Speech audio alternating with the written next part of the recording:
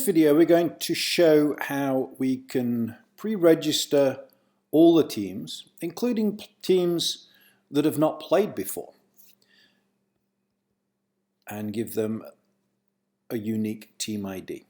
So here's my tournament. I'm going to create a Swiss. Just creating this, and I'm just going to call this a name entry Swiss. So it's not going to be a Swiss event as such. It's just going to be for name entry only. So I go ahead and create, let's just create 100 teams.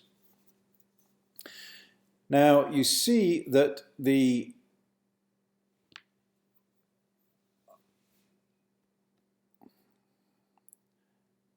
there is a team ID already.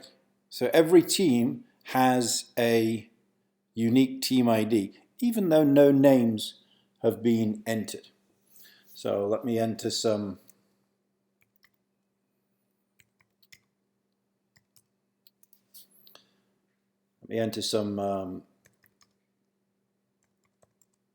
team numbers, ACBL numbers. These are just random team numbers that I grabbed from a previous event.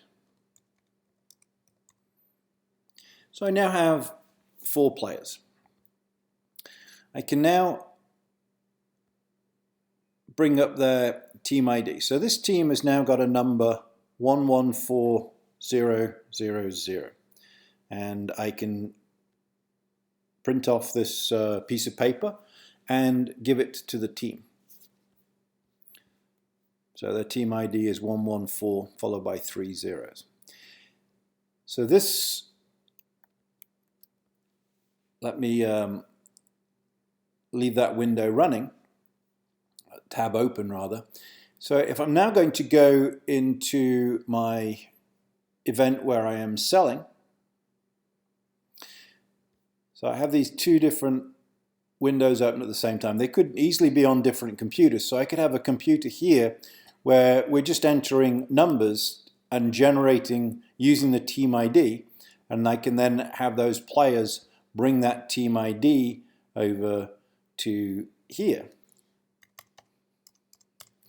Now when I add this team ID, it is the players that we just entered on the previous screen.